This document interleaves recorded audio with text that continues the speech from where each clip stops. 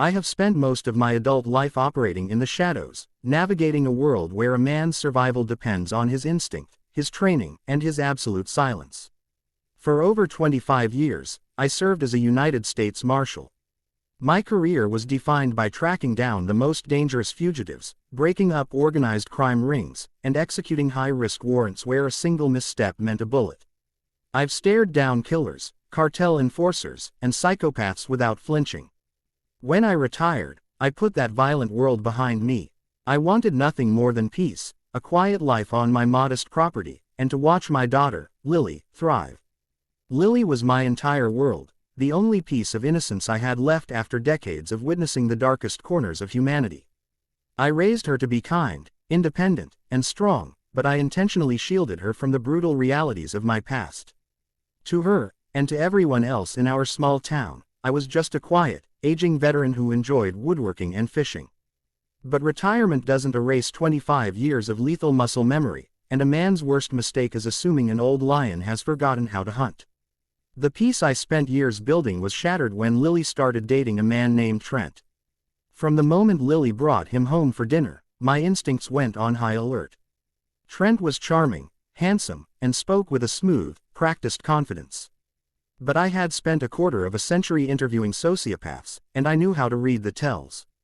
I noticed the subtle, controlling way he grabbed her arm, the cold flash in his eyes when she interrupted him, and the arrogant dismissiveness in his voice when he spoke to me. I gently tried to warn Lily, but she was completely blinded by his affection, believing he was just protective. Over the next 6 months, my fears materialized. Trent began isolating her from her friends, monitoring her phone, and chipping away at her self-esteem. When Lily finally gathered the courage to break things off, Trent's charming facade didn't just crack, it completely shattered. It escalated to a terrifying climax on a stormy Thursday evening. Lily had come over to my house, shaken and crying, explaining that Trent had been stalking her and sending threatening text messages. I held her, telling her she was safe with me, and that I would handle it. An hour later, while Lily was upstairs trying to rest, a violent pounding rattled my front door. I opened it to find Trent standing on my porch, soaked in rain, reeking of alcohol, and radiating pure, unhinged malice. He didn't see a lethal operative, he just saw a gray-haired, 60-year-old man in a flannel shirt.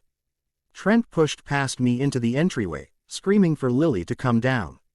When I stepped between him and the stairs, blocking his path, Trent lost his mind. He reached into his jacket, pulled out a heavy black handgun, and pointed it directly at my chest. He sneered, his voice dripping with venom, and said, "You tell your daughter that she belongs to me. If she doesn't pack her bags and come back to my apartment tonight, I'm going to put a bullet in her, and I'll start by burying you in your own backyard." Trent thought he was holding all the cards. He thought the weapon in his hand gave him total control over the situation.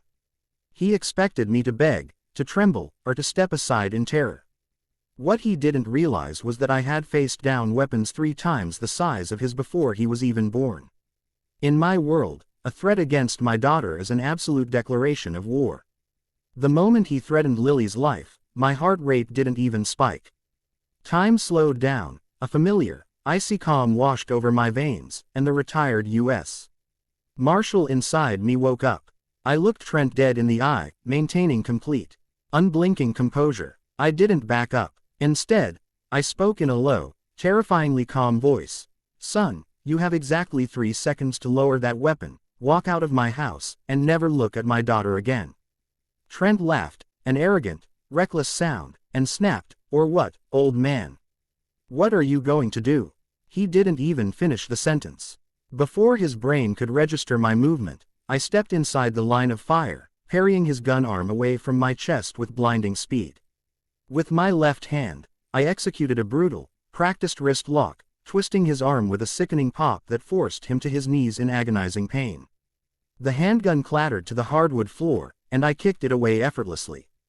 In one fluid motion, I drove my knee into his ribs, pinning his entire body flat against the floor, trapping his arm behind his back in a standard federal compliance hold.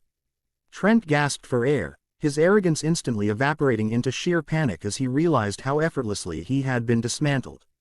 He tried to struggle, but the leverage I held over him made it impossible to move an inch. I leaned down close to his ear, putting just enough pressure on his wrist to let him know I could break it in a heartbeat. "You thought you were dealing with a helpless old man," I whispered, my voice completely devoid of emotion. "For 25 years, I tracked down creatures far worse than you as a federal U.S. Marshal. I have killed men for doing much less than threatening my family. Right now, you are standing on the edge of a very deep grave." Trent began to sob, his voice trembling as he begged me to let him go, completely terrified by the realization of who he had crossed. I didn't let him up. With my free hand, I pulled out my phone and dialed a direct, private number to the local police chief, a man who used to be my junior deputy on a federal task force years ago. Within 7 minutes, 3 squad cars tore down my driveway, sirens wailing and lights flashing through the rain. When the officers burst through the door, they didn't find a crime scene where an old man had been victimized. They found a pathetic, broken criminal pinned to the floor by a legend in law enforcement. As the officers hauled Trent up in handcuffs, the police chief walked into my living room, looking at Trent with pure pity. The chief looked at the arresting officers and said, "Make sure this idiot is booked under maximum security. He just pulled a weapon on a retired U.S. Marshal." Trent's eyes widened in absolute horror as the final pieces of the puzzle clicked into place. He looked at me, pale, bruised, and utterly ruined, realizing that his attempt to intimidate a young woman had landed him face to face with a federal nightmare. Because of his felony threats, domestic stalking, and brandishing an illegal firearm, Trent was denied bail and fast-tracked to a federal penitentiary. Lily came down the stairs, looking at me with a mixture of shock and profound relief.